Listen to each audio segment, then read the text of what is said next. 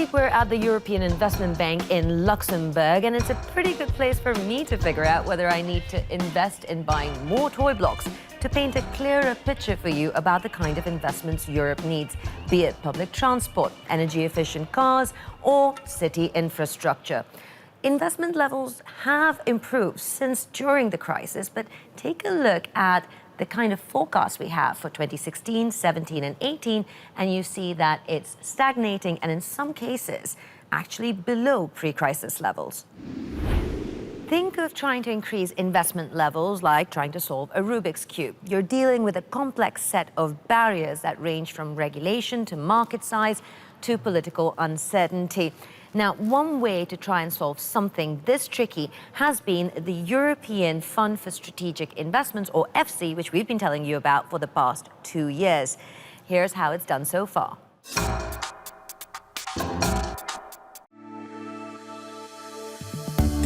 EFSI is a tool to fill Europe's €500 billion investment gap. In the 18 months since it kicked off, EFSI has approved hundreds of infrastructure projects and SME agreements across Europe. In total, EFSI has raised €30.2 billion of financing, which is expected to trigger €164 billion in investment.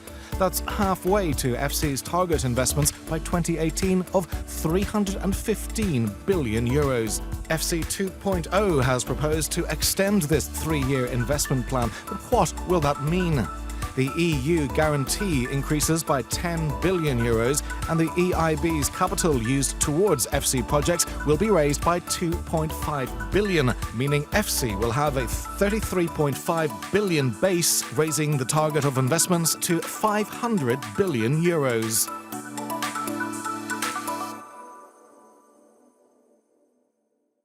Who better to tell us whether Europe's investment picture is dull and gloomy or brightening or somewhere in between than the European Investment Bank's president, Werner Hoyer. EFSI, EFSI2, along with a flatlining in investment rate, kind of indicates that maybe investing in risky projects isn't changing the environment. What is the missing link here? It is not just a question of speeding up the investment process. It's also the necessity to make the environment more favorable for more investments. And I think this is where we are stuck. The liquidity is there abundantly. Secondly, I believe projects are there, which are very good. So why does this liquidity not go into these projects? The confidence of the people, in order to get the investment machinery going again, that's still insufficient. Well, considering that corporates are the ones investing at this point compared to governments, 3 times more than them, how do you push them further? People need some certainty for their planning. If somebody who is expected to invest into renewable energies cannot be sure that the conditions for feeding in renewable energy into the systems will be changed after 2 or 3 or 5 years, then he or she will be very reluctant to take the risk.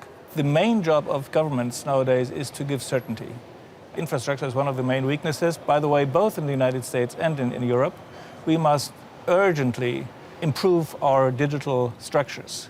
These are things where you combine the electricity infrastructure of a city with the need to be able to transmit data in real time. This is just one example. Roads and rail tracks and energy transmissions is another one. Lisbon is one of those cities that is actually trying to do this, filling a gap left by a market failure in Portugal, where municipalities can't go to the capital markets to raise money, and banks are really struggling to give them the long-term funding that they need. So Darlene Hassan went to Lisbon to see how they're planning to invest in the city's regeneration and infrastructure.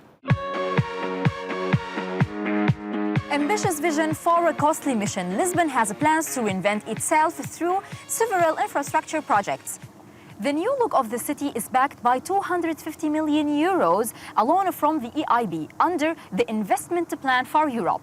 So, how is Lisbon making the most of this money? The goal, making the city more attractive to visit, live and work in. The challenge, for the municipality of Lisbon to improve people's quality of life and generate more investment. In addition to EIB's loan, another €274 million has been dedicated by the municipality to projects of urban renewal and other parts of the economy. A whole amount of more than 524 million that is going to be invested from public money public authorities, IAB and the municipality in the next years in Lisbon. And this investment is going to foster and is going to grab a lot of private investment. Because in a city, when we invest in urban renewal, it's a key issue to drive private investment for the city. Solving the city's critical issues is key in its investment plan. 185 million euros for Lisbon's drainage master plan to address flooding includes 2 tunnels crossing the city, creating more than 1,500 jobs during the project. The Lisbon Drainage Master Plan will be implemented for about 15 years. The place we are here now is the place where we start the first drilling, and we'll start the big tunnel, 5 kilometers. The drive for urban regeneration with social housing like in Boa Vista Eco District is critical to allowing private sector companies jump on board. Gabriel Coutu is one such construction company. It won a €4 million public tender to construct 50 housing units. 2 or 3 years ago, these huge projects were impossible to have in Portugal. But in our opinion, they are not enough, and we need more projects like these. In a contest like this, you have around 50 to 20 construction companies competing to win these projects. And that's the challenge across Europe, trying to balance the books, create investment opportunities, and drive in investors to generate growth. As cities like Lisbon try and become investment honeypots, the spotlight of lack of investment falls straight on Europe's SMEs, Europe's biggest employers. Mr. Hoyer, is this a case of a lack of access to finance or something far more fundamental? If the governments take the framework within which we would have to invest, if they strengthen this framework, then I believe that the inclination to go in more into risk and to go back to an entrepreneurial spirit, which has always been the most important feature of our SME business in Europe, will come back. And access to finance is a problem on a continent where 80% of financing for SMEs and for corporates goes through the banks, not through capital markets. So we are still at a huge investment gap. Or will banks lend? Private banks start lending? Let's be honest, the maneuver space for the commercial banks has always also been reduced over this time. And a public bank, I believe, has the job to boost the investment engine again by financing good projects. This year, I'm quite confident that we will have a stabilizing effect also through the election process in many countries in Europe. And I think this will give a new boost. Mr. Hoyer, on that note, thank you very much. And thank you for watching. We'll catch you next time.